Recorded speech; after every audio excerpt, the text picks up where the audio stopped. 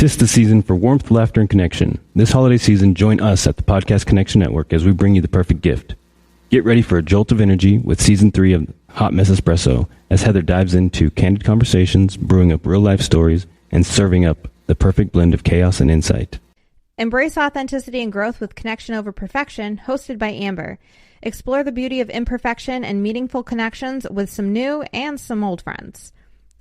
Unlock the secrets of the universe with the Everything is Connected podcast, hosted by Hunter. Dive deep into the thought-provoking ideas that'll leave you seeing the world in a whole new light. This holiday season, give yourself the gift of connection, insight, and endless inspiration. Tune into the Podcast Connection Network. Embark on a journey of discovery with our amazing hosts. Because in this season of giving, the greatest gift is the gift of connection. Start streaming now and unwrap the joy of a connected world.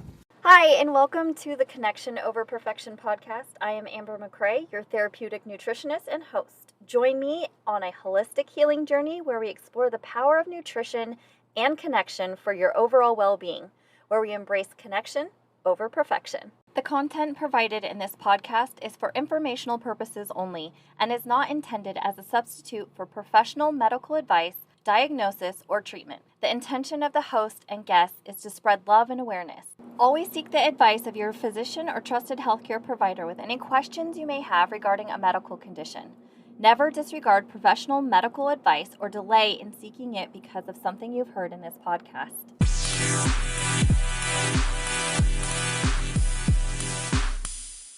Hey there, beautiful souls. I'm beyond thrilled to introduce to you to our fantastic guest today, Tresa Staeven.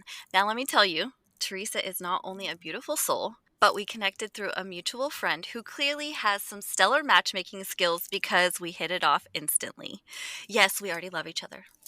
She is a certified aromatherapy health professional and a natural therapist who has a remarkable journey to share with us. Her journey into the world of aromatherapy began by happenstance, just like those unexpected connections that brighten our lives, like this one. Tresa's introduction to essential oils started during a quest for an alternative mosquito repellent, which I am very interested in because I have been looking for one for quite a long time. So we'll talk about that later.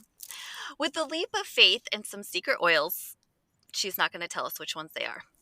Tresa's crafted her own mosquito repellent, and the results were astonishing. Tresa's passion for essential oils deepened as she discovered the science and chemistry behind them.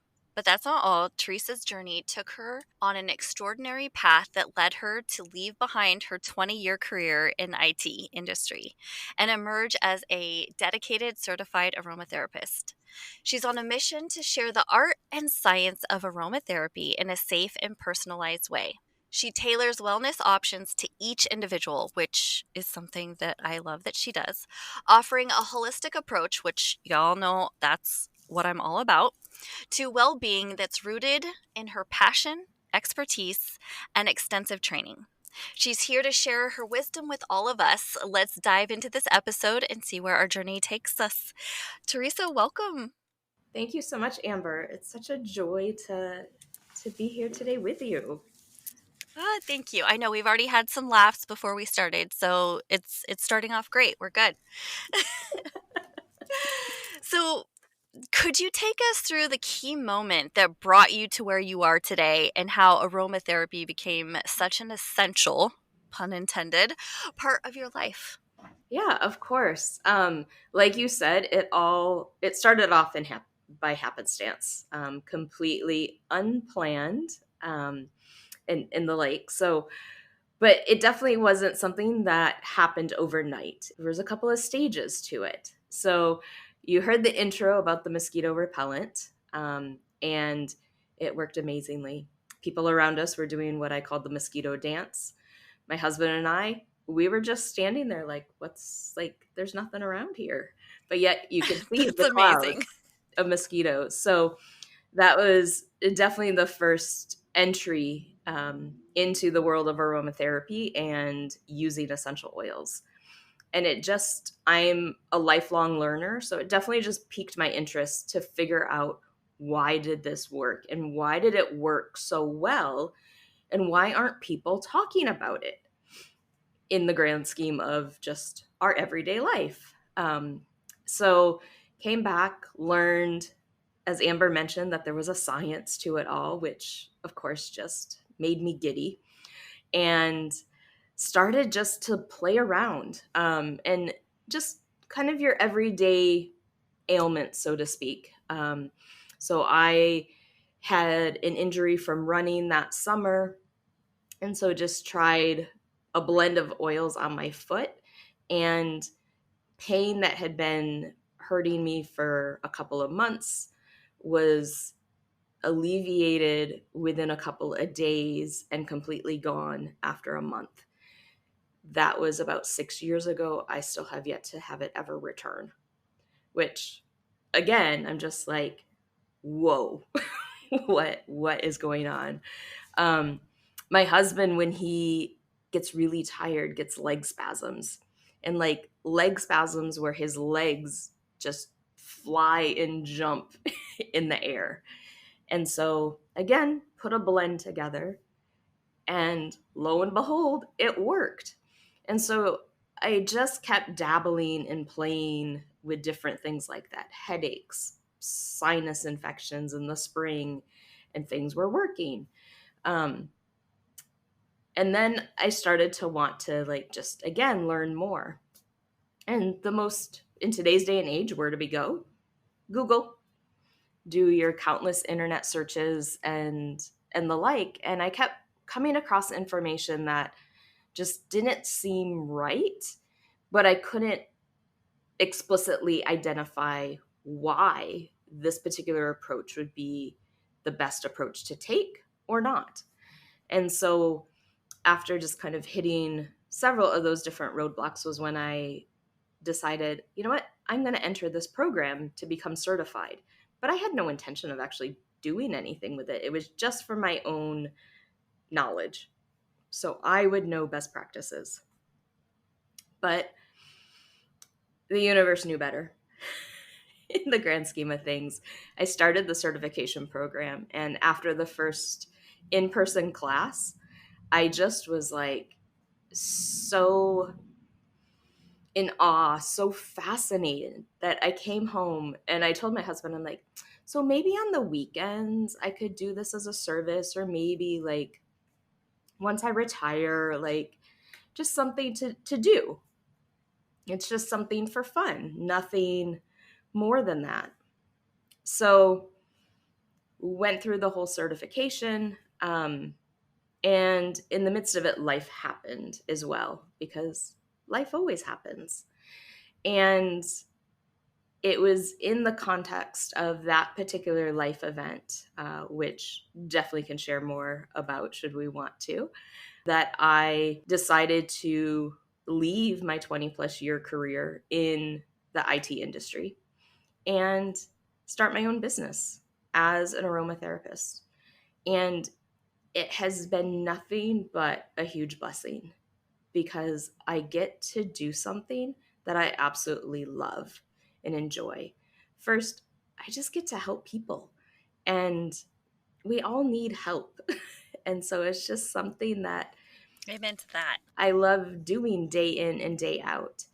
And being able to help people with something that I'm passionate about, that I believe in, but also being able to do it in a way that makes sense for them, because we're all individuals, we're all different. And so let's magnify, let's highlight that individualness that we all bring, because that's what makes us all better when we look at it from a community. I love that. I love that. Thank you for sharing that. And I just have to say that when you talked about your husband and his legs, I was like, that's restless leg. Like, I get that. I was like, I'm going to have to talk to her about this, because that happens to me. And it feels like your legs are just like have to move. It's this weird sensation. So I will be messaging you about that. Sure thing. And if you guys have any of the ailments or anything that she's mentioned, or you want to check out if she can help you with one of your ailments, don't worry. Her information is in the description, and you can check her out and have your own questions answered too. I love that you said it's like this win-win. You get to do something that you're passionate about and you get to help people. I mean, that's the dream career, right? Like that's what everybody's ultimate dream is to have a way to make money and help people that fills them up and fills other people up, but also in the reality that, puts food on the table. Yeah, totally. I mean, you always hear the cliche of when you're in your dream job, it does not feel like work. Yes. And I think especially in corporate America, corporate Canada, since I'm in Canada, like you always want to like believe it and think that like this next place, this is it. Mm, But so many people still just end up experiencing it as work. And yeah.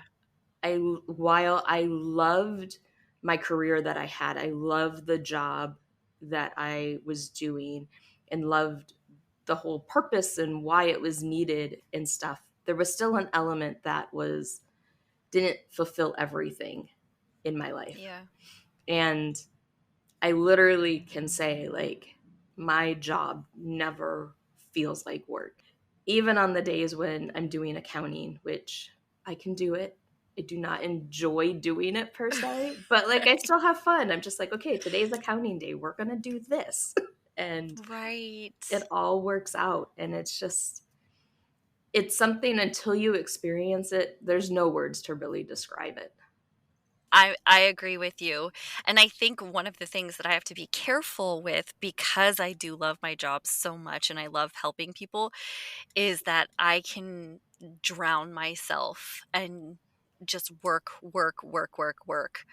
And so that's the flip side of the coin, right?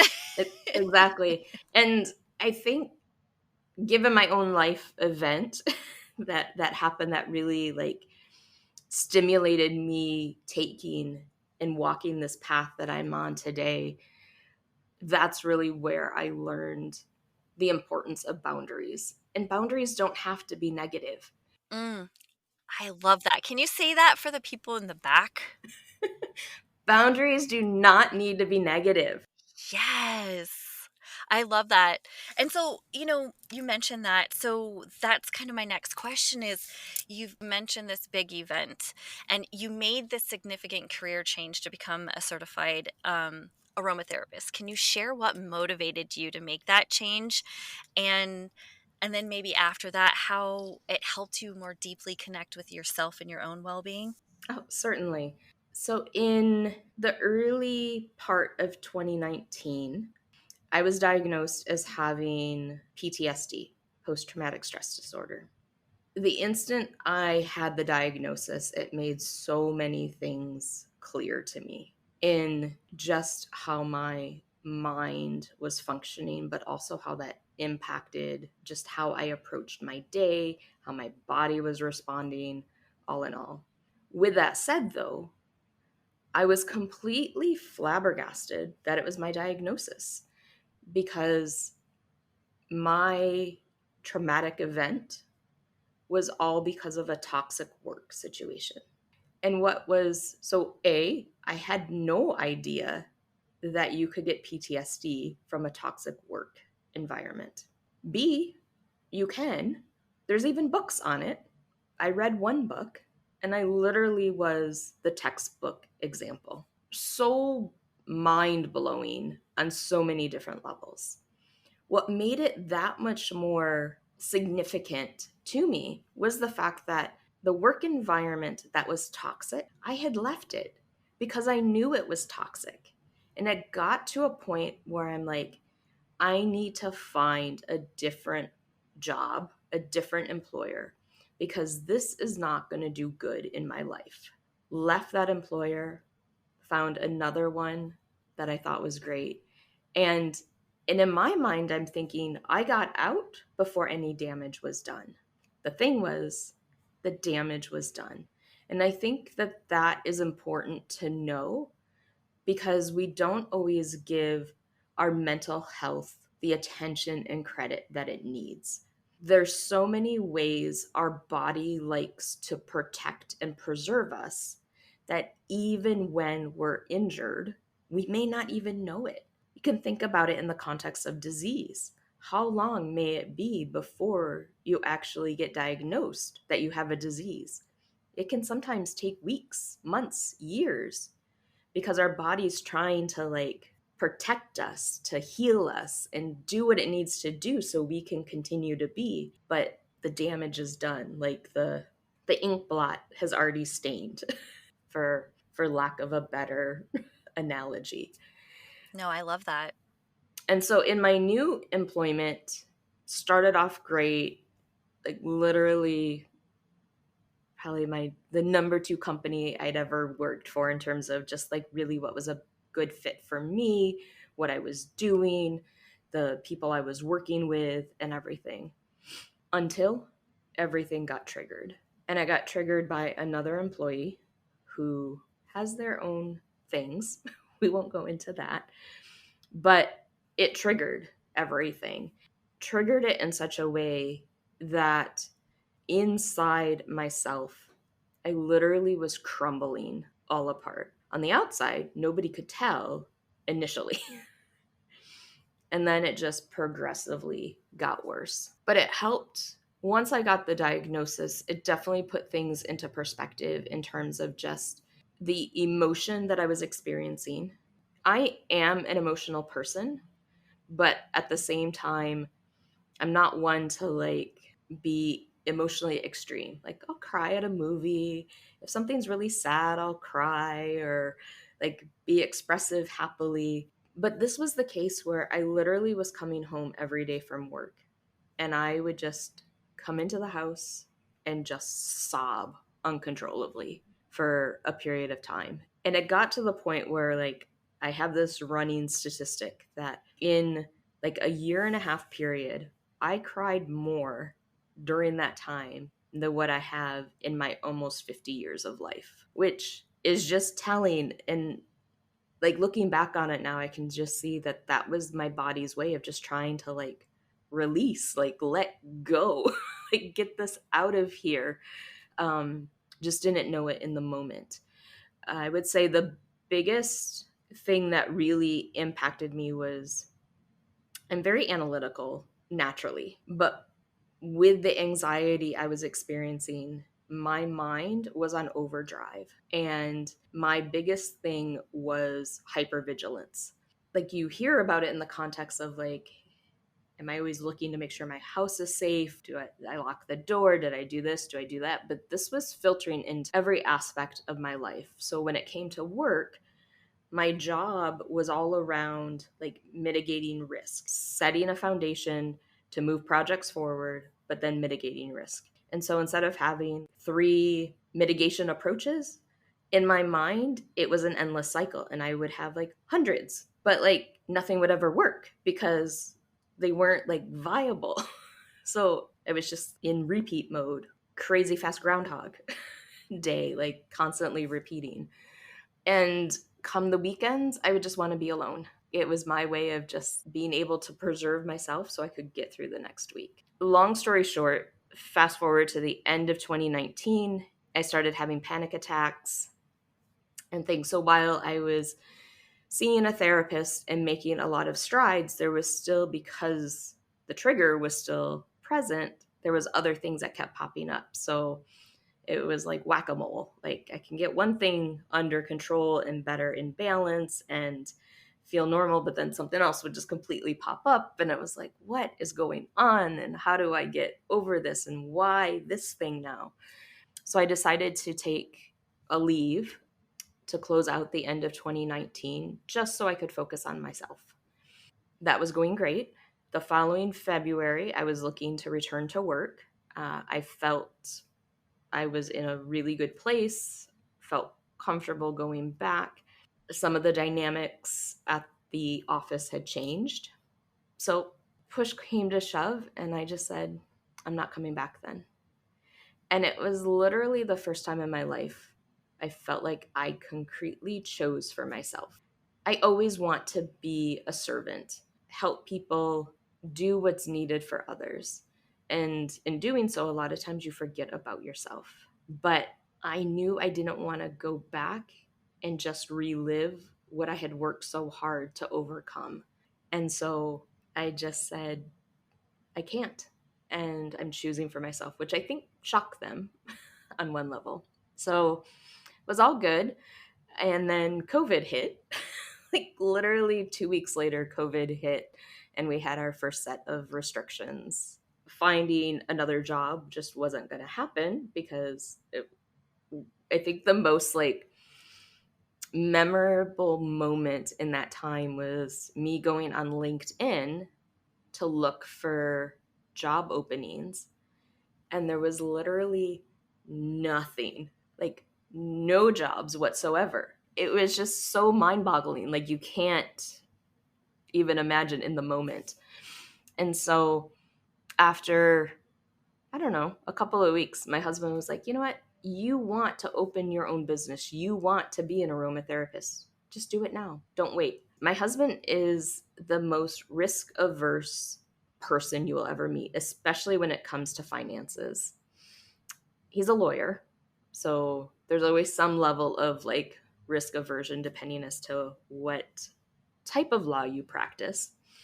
But when it comes to finances, he's like, nope, not going to do that. So I think I asked him straight up, I don't know how many times, but over the course of a month, are you sure? Because it means ABC. It means XYZ. 1, 2, 3, 4, 5, 6. Like, are you sure? And he kept saying yes. So I did it and never have looked back. Wow, that is such a beautiful story. Thank you. First, I just want to say thank you for being vulnerable and sharing that with us. I think there was one really big thing that I want to touch on that I don't think we've really heard on this podcast. And in all of my years studying trauma and PTSD and CTPSD and BPD and all of these things, is it is not talked about work trauma. Mm-mm. You're right. I mean, that's why it was just so surprising to me that it was something that exists. There's an aspect of like you hear stories about employers not being the best or not treating their employees the best and everything, but we don't think of the downstream effects. And I mean, my specific case incident, I mean, also happens to have a narcissist involved, which adds a whole nother dimension to things as well. When you don't have a place where you can go in comfort to figure out and try to problem solve before things get out of control to a lot of extent, that's where I feel like we have let people down. We don't provide them the support that they need for just getting through life. And no, it's not the employer's responsibility to make sure that all aspects of a person's life are covered and supported. But when it comes to the employment piece of it, making sure that there's a clear place for what support is needed in the context of that work environment.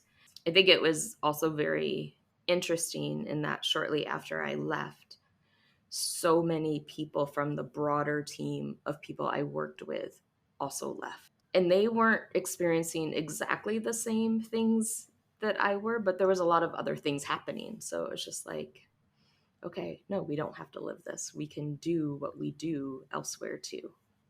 And that's huge. I think that especially you're talking about work, and so many people, you're right, just usually when we talk about trauma, you hear people talking about childhood or, car accidents or major SA or things of Mm-hmm. this nature. And this is why, I run a mental escape Monday on TikTok, and we always say trauma is trauma. There is no comparison, and there is no one more than the other because there isn't. It affects our body in the same damn way. And I love that you're bringing this up, because I think that if we were to really stop and look at it, more people are experiencing this than we would like to admit. And unfortunately, there isn't a lot of talk about it. And so, again, I'm just so thankful that you are willing to bring this to light and to share your story. Maybe we could have a future episode and dive a little bit more into what tools you used and things like that to combat that or to work through that, because I think that that might be really essential and helpful for the listeners. And I would love to learn more about it too. So thank you again for sharing that. I think that that really hit big, especially in today's society where people feel they don't have another option and they are stuck between a rock and a hard place and just trying to put food on the table for their family. And there might not be another option for them to leave, but creating a place for them to talk about it and have their feelings validated and that they make sense could be a game changer just in that. I could not agree more. And I think also just helping to break down the stigma that exists around all things mental health, Yes. whether it's trauma or depression, anxiety on its own. There's so many different avenues of mental health. Our mental health is just as important as our physical health, our spiritual health, but yet it's always looked down upon. Right. I want to do what I can to help break down those barriers and know that it's okay for us to talk about this. Whether it's normal or not, I don't like putting the term normal. Our mental well being needs to be important. Yes. And this is one reason we're friends. I loved what you said in that trauma is trauma. That is so true. And each person's trauma is their own. You can't compare. 100%. It doesn't matter to what extent something happened or didn't happen. You can't compare. And I feel like we live in a world where it's always about comparison. Mm-hmm. And we need to break hold of that as well and break 100%. that down. And it's interesting because as you were saying that, I hadn't ever had the thought before, but I had what I just call a minor SA incident that happened. I say minor because I wasn't raped, but what had happened really shook me to the core at that point in my life. It was in my mid 20s and everything. I've never once compared that incident to the toxic workplace incident. Both traumas, Yes. traumas in different ways. Um, Yes. the way I dealt with them were completely different. And I think, Right. again, that gives testimony to how our body just tries to heal and protect us without us even realizing it. Yeah. 100%. And sometimes we get so mad at our body for the way that it reacts, right? Because it doesn't respond in those moments. It reacts. It's like, we need to save ourselves. We need to survive. And we're like, calm the fuck down. And our bodies are like, oh, no, no, no, no. This is serious. We need to handle and save ourselves. Yep. And so instead of looking at that from a point of, hey, thank you, body, like you were saying about the crying, your body was just saying, hey, we need to get this shit out of our body. This is how we're going to do it. Mm-hmm. And I'm not saying it's always easy in the moment, but No. I feel like if we can acknowledge that's what our body is doing and honor and validate it, like, hey, what is going on? Like you were saying, you were surprised at the PTSD diagnosis, but you knew something big was going on in your body. Giving our body credit, like, hey, you were telling me something really big was going on. But, and I don't know if this is true for you, but in my mind, maybe it was like, oh, this is just a work thing. It's not that big. We can handle this. You know what I mean? And so I think like that goes back to that comparing traumas is like, well, it's not as bad as what my friend went through. It's not as bad as what this person went through. So I should be able to handle it, right? But our body doesn't know what Mary Jo Ann went through. Our body knows what we're going through, and it's trying to survive, and it is traumatic, and our body responds to that. And you said it responds in different ways, but it changes us. You know, it could be that we're a baby crying in our crib, and at that moment, our body has changed and created a new neural pathway that says when we are alone too long, we are going to be left alone forever, right? It creates this fear, it activates our fear. And so that could be the trauma that your body experienced. You may not remember that moment when you get older, but your body damn well does. And that's why I love The Body Keeps the Score. It's an amazing book. Plug. Go check it out. Vessel van der Kolk is just amazing. But it's so true. Our body just remembers. And so I love so many of the points that you were touching on. I love the fact that you mentioned too, just not comparing our trauma and just saying, hey, we're all in this together. Let's figure it out. I'm going to share the tools that I used in this situation. You share the tools that you use in this situation. If something resonates, amazing. If not, we'll share the tools together. Maybe it'll help Mary Jo over there. I love that. I love that energy. No, and it's true. And there's so many topics I just want to do that with, and just open up the box and just be like, let's Yes. talk about these things. And talking about like how the body reacts and responds. One of my most interesting experiences as I was at the height of having my panic attacks, having all this anxiety, is I also had ringing in my ears, and just constant ringing. I talked to my doctor about it. She couldn't find anything wrong. She referred me to a specialist. He couldn't find anything wrong. He referred me to somebody else. They couldn't find anything wrong.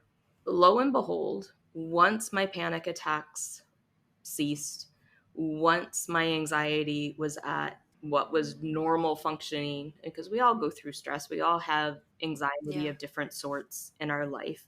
But once it was like more in balance, more just normal of what you would expect for any given day, the ringing in my ear stopped. And it has been 4 years now since then. I love that you brought that up, because this switch from Western to Eastern medicine, the focus on, for me, emotionally focused therapy, and how our emotions have such an important role that they play, and really understanding parasympathetic mode and sympathetic mode, and, rest and digest or fight and flight, and how our body reacts when we are stuck in fight or flight, Mm-hmm. and how that affects everything. It creates this very acidic environment in our body and affects everything, right? So to me, that does not surprise me. What I'm sad about is that Western medicine keeps missing these things. And instead of focusing on the root, hey, what's going on with you? Let's get your immune system up. Let's get you back into parasympathetic mode. Mm-hmm. Let's take care of that. They miss that. I'm not going to go too deep into that, but they miss it. It's really, really sad, because I feel like so many people are going through this same thing, and they're like, hey, something's happening to me. These things are going on. And they're like, you're fine. We don't see anything in the tests. You're fine. And they're like, listen, I'm not okay. This is real for me. I get more and more people, which is one of the reasons that I do what I do in the holistic nutrition and things like that, is because it is extremely, extremely sad. And I'm so sorry that you had to go through that time feeling like you couldn't get the answers, and like, I know something's wrong with me. Why? Or not something's wrong with me, but I hear this in my ears. This is real for me. I'm sorry that you can't figure it out. But that frustration, right? And then being able to provide yourself for that's amazing. And making that correlation, and it just we do not understand, it is not talked about enough, what our body does when it is stuck in fight or flight for years and years and years. Can you imagine what it does? Just the little fact that it's pumping out cortisol all of the time. I mean, the acidity this creates within our body, and we wonder why we're a sick society. No, exactly. I mean, I think on my side, it was, to me, just eye opening at that point in time to understand better how our bodies function. I've always been aware of a lot of things in my body, and partly because of just wanting to know, but partly just for other reasons and tracking things like menstrual cycles and what have you. But it was really a key instance of just, again, being able to experience my body was trying to protect me. Did it make sense how it was? Of course not. But again, our body trying to just be. No, I love that. And like you were saying, this was just like a trigger. It was like, hey, your body's saying, "Look at me, we're not okay." It was just a way of communicating to you. It was a way of communicating to you, and Mhm. I absolutely love that. I also love the fact that you turned this, where I could go down a rabbit hole and be frustrated about Western medicine. You were like, "How about we just look at it from a positive point of view?" I love that. And you were like, I'm a life learner. I use this as a learning opportunity, which I absolutely love, and we should do more often. So thank you for that. No.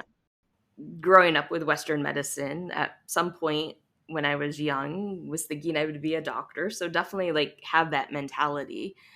But I also look at it as there's always room for improvement. It doesn't matter what we're doing.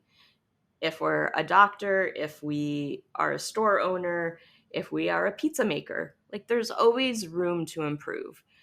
But the best way to do that is to do it collectively. Let's listen to one another. Let's really try to understand what's going on.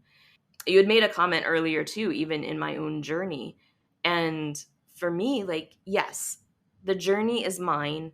I had to take the steps to walk that path and to go from point A to point B to Main Street, wherever it took me. But I also am so thankful in that I had a tribe of people supporting me. I had my therapist, I had my doctor, I had my parents, I had my husband, I had my friends. Like, I didn't do it alone. A good chunk of it, yes, but they were all there. I love that. We need community. We need our societies to be the communities. We're not meant to live this life alone. Yes, I love this. I'm smiling ear to ear because I was just talking to another friend about this. I am all about connection, and he's in a space where it's more of self reliance, and I'm like, that is a space that we need to be in. Yes, but don't forget about community. And so I love what you're touching on. I think that that is amazing and so true. Is one of the things that I think that we're both doing is trying to create this community, create this tribe where we can do it alone, but why? It's so Mhm. much better. It's so much easier and so much more enjoyable to do it together because we're created for connection. Yep, And I exactly. absolutely love that. I totally agree. I totally agree. And I just want to say, I am not against Western medicine. I just want to put that out there. I fuse Western and Eastern medicine together. I think, again, that if we work together and creating this beautiful fusion of both sides of it, I believe that that's what it's meant to be, right? And taking the good from both and really hashing out the rest, figuring out what we could do. Like you said, there's always room for growth. Spot on. I love that. Yes. And at the end of the day, with anything, it's all about balance. Mm-hmm. Eastern, Western balance. 100%. How much food I have on my plate. What types of food do I have on my plate? Balance. Sleep versus being awake. Balance. Like, life is all Yeah, I'm about kind of balance. shitty at that one, but yes. No. Baby steps, I'm working on it. Exactly. Western medicine in my mind has its place. And if you come into my clinic with just an easy example with this huge gaping wound, I will drive you to the emergency room because that needs to Right, be stitched up exactly. first. Now, are there things that we can Right. do to help that are more natural than just taking pain meds and other things? Of course. One thing at a time, and it's done together and complementary. Yes, I love that. Exactly. That's exactly how I feel. I know we've kind of like veered off a little bit. I have a few more questions, but there's something that keeps coming up for me. And so I want to go back to it that I think it's really powerful and I want to touch on it. Is you said in sharing your story, you said for the first time you felt like you stood up for you and you did something for you. And I just want to go back to that and ask you how that felt and in that moment what that did for you. That's a great question. In the moment, I experienced a freedom that I had never truly experienced before. I don't know how to describe it completely, but I no longer really felt or was experiencing that I was bound to anything or any person, my husband aside, but anything or any person. I was free to do what I wanted to do. I was free to be who I wanted to be. That really helped me just more fully gain back confidence that either I never had or had lost over many, many years because of just how life happens. I feel like from a very young age, we're always instructed or the expectations are set for what we're to do, how we're supposed to be. I felt like I could just kind of rip it all off and not have to adhere to those things, and that I could live in the fullness of what I wanted to do, who I wanted to be, whether it's sharing my story or just maybe little things, not necessarily wearing makeup every day, not having to adhere to the latest trend, whether it's fashion or music or what have you. Like, I can pick what makes sense to me. I love that. I love that. I definitely had pulled off a mask. Yeah. So I just want to go back. I want to stay in that for just a moment if we can. Is that freedom. You said that freedom and just feeling like you broke free from something, that these chains that had been holding you back, you felt in that moment they could just have been ripped off and giving you this new sense of confidence and really that you didn't have to live a certain way, that you could do it in a way that felt right for you. Just this overall sense that you could finally breathe. And do you remember where you felt that in your body when that happened to you? I would say a combination of my chest and my gut. Like, it just, I've never been one to be like a heavy breather. That sounds could be a little risque. That's a different podcast. But I felt like for once I could just breathe fully and just have that breath circulate through me. And so definitely like in the chest area through that breathing action. But then I think just in the gut, because like our mind, we don't give our gut everything it needs to. And our gut plays such an instrumental role in our wellness and our body being able to function, that I felt like it was kind of almost like a wind going through and kind of just cleaning things out. Not that I was in the bathroom, but like Hey, Okay, but maybe. I mean, that does happen. That is, Exactly. you got to get rid of the shit literally somehow as well, and So, but this emotionally kind and of, mentally. yeah, like was a wave of air, a wind wave that just kind of like went through. And So would you say that it felt like it was almost life-giving, like it reignited something in your soul? A lot of people believe that our soul is located in our gut. And so that would make sense to me. Does that resonate? 100%. And Mm. oddly enough, I also felt like I was lighter. Like I felt like even Mm. walking, like I was more bouncing. I have my sense of humor. I can be very playful and comical. And so, yeah, there's times I'll just bust out and start skipping down the street just because I can. Love that. Yes. But it was one of those moments where I felt like every step I took, it was more like, yes, I was on the ground, but like I was just bouncing, almost floating type of thing. Like Mm. it was like a balloon, I guess, just going along, making my own Like you way. didn't have those expectations to weigh you down anymore, or these Exactly. rules that you had to follow. Yeah.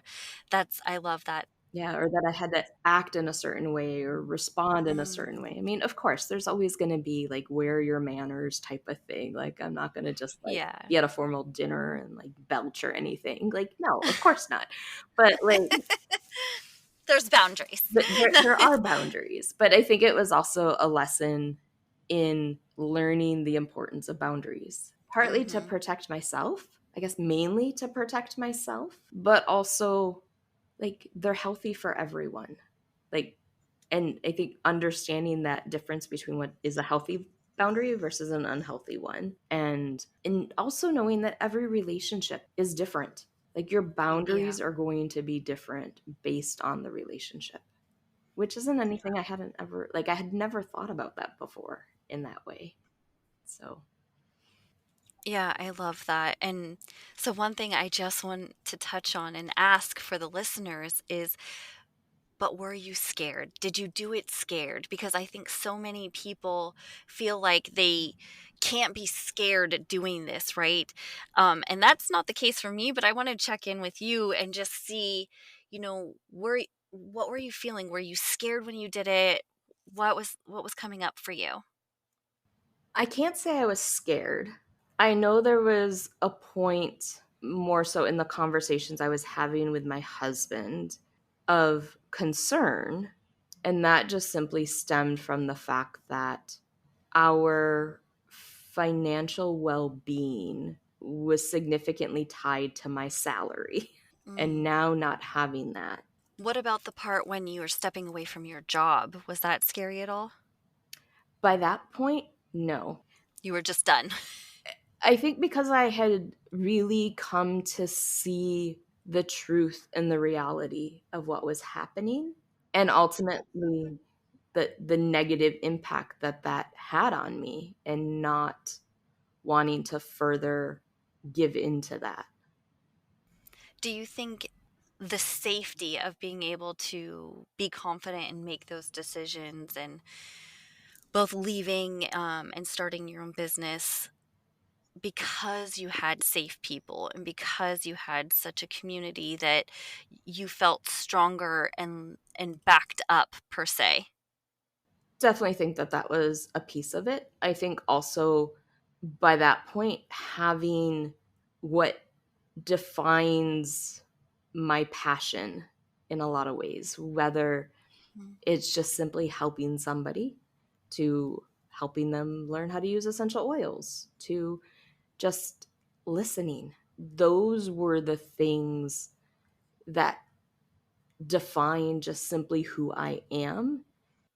So reconnecting with yourself, learning about you. Exactly. And letting those mold and define how I relate to others, how I want to operate, whether it's in the context of my business or not, the other type of people who are around me day in and day out.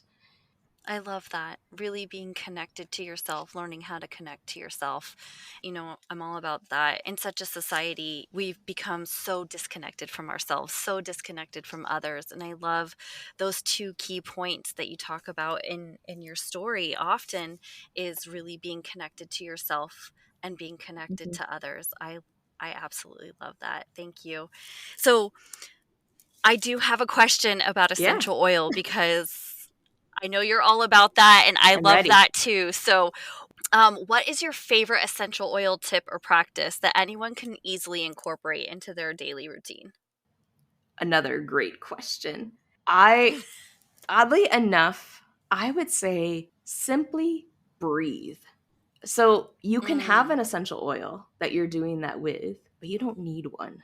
Able to love that. really take hold of what does it mean to breathe is so beneficial to our health and wellness. The thing is, our breath, it's free. We have it. We just need to use it. And so whether you just take a couple minutes and do certain types of breathing exercises, great. Or just if you're struggling in a moment, stand up, walk away from wherever you are. Doesn't need to be far. Take 5 steps and just take in 3 deep breaths. That's so funny you said that because I was gonna say, you know what? Let's do that now for the listeners. Let's everybody just take 3 deep breaths. So we're gonna go ahead, do it with us. If you're driving, don't close your eyes. If you can close your eyes, awesome. But we're just gonna breathe in through our nose and out through our mouth.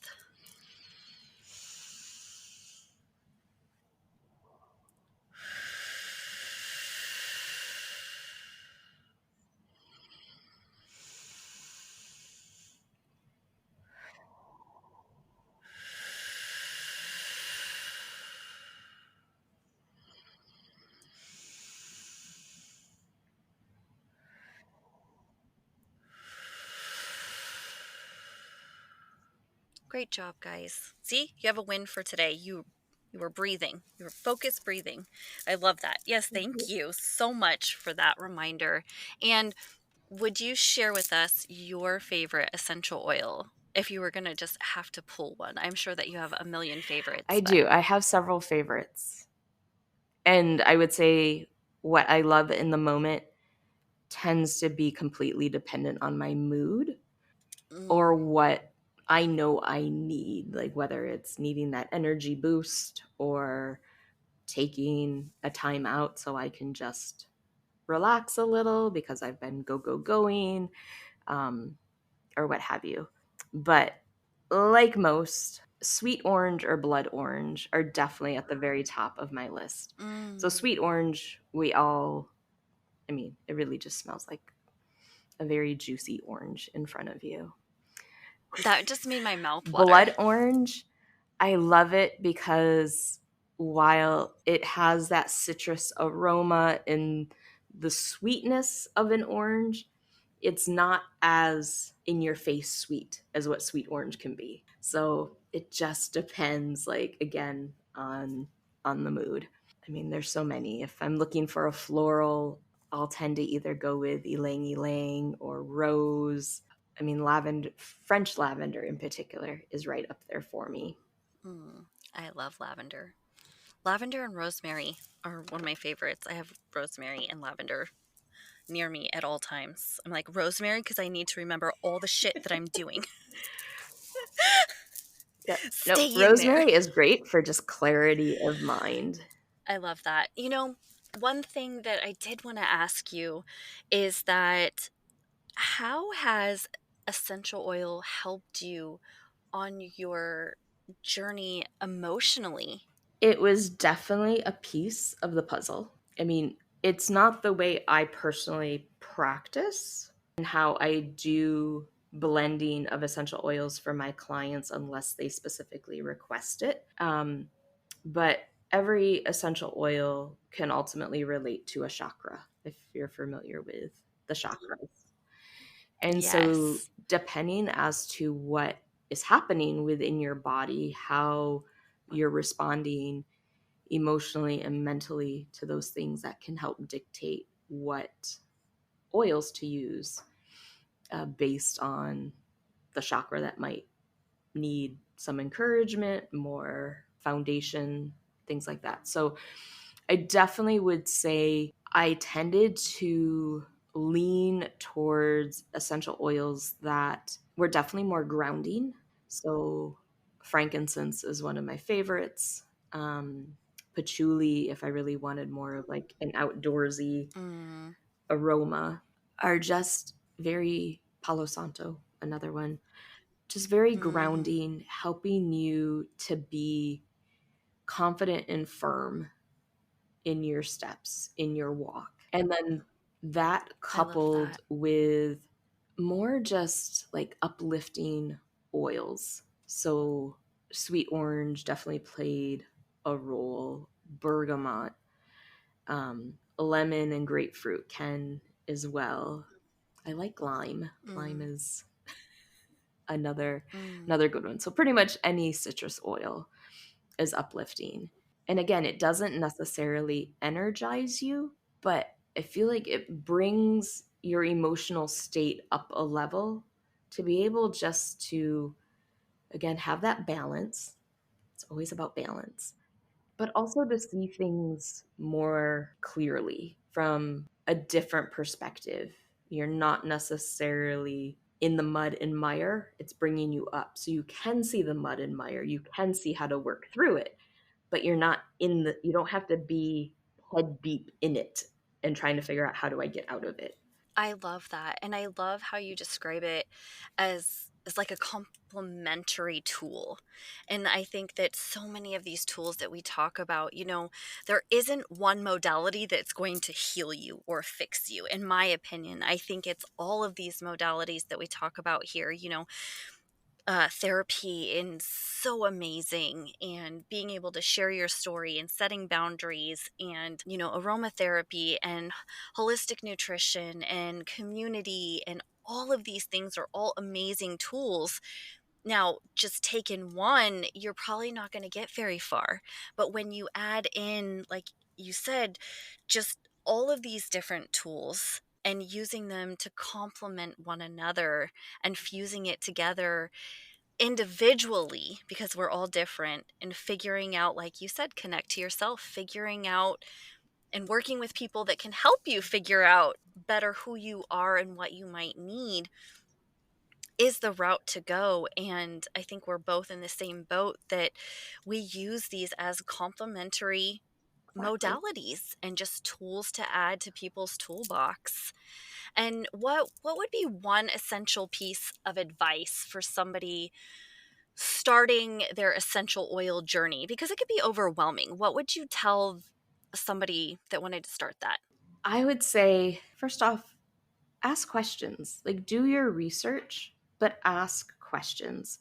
There's a lot of information online. A lot is good, but probably just as much not so good. And it's hard when you're starting off to know the difference between the two. It can become very overwhelming very quickly. With that said, like, take small steps. I think, like, even buying essential oils is not an easy task. But if you know what you're looking for, it takes that veil of craziness away. And I mentioned that because I went recently to a store that sells a lot of oils here that people are always like, well, I can just go to such and such. It's like, well, you can, but do you know exactly what you're getting? And one of the things that when I was looking at one line of oils that they carried was what was called lavender essential oil. And I looked at the back of the box because with any essential oil on the bottle, you'll have both the common name as well as the botanical name. Botanical name is always in Latin, but that helps to know like what is the actual plant that this is from, because any plant, there's lots of different varieties. There's not just one tomato plant. Do you have beefsteak? Do you have Roma? Do you have cherry? Do you have grape? And then within each of those, there's different varieties still. So, and the same is true of any plant. There's different varieties. So, anyways, on this box of lavender, I flipped it over while the front said lavender, the actual essential oil is what we call spike lavender. And spike lavender has a very different aroma than true lavender. It's a great plant, has many benefits, but its benefits are also different. Like spike lavender, if you're buying lavender because somebody told you to help you relax or help you fall asleep, well, it may help you relax to some extent, but it's definitely not an oil I would ever use if someone's looking to fall asleep with. And so I I feel like that becomes difficult because you now bought it hoping it will help you fall asleep, and it's not.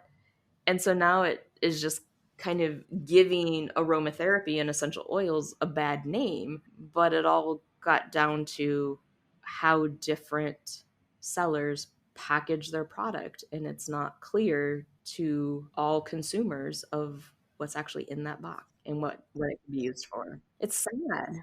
It is sad. Thank you so much for bringing that to light. I think that that's a great start for people. And for those that might be overwhelming, you can always, we know an amazing aromatherapist, Teresa here, that you can go to her site, you can message her. All her information and contact info will be in the description below. And so you already have a trusted friend in this field that you can ask questions and learn from. So, Teresa, thank you so much for sharing your story. Thank you for shedding some light on essential oils for us. And I'm excited to have you back because even though we haven't talked about it, I'm already speaking that into existence. Well, thank you. This was so much fun. And I hope that at least what we've talked about today can help one person. And I think more importantly, for people to know, like, you're not alone. Like, we are here. Yes.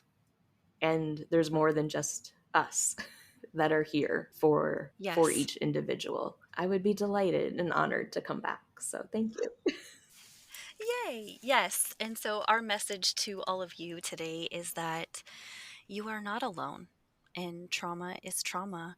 And if we can stop comparing ourselves to one another and the rest of the world and learn how to be connected to ourselves and one another, we're going to create some motherfucking magic in this world and raise this Woo-hoo! frequency. So that's our message to you today.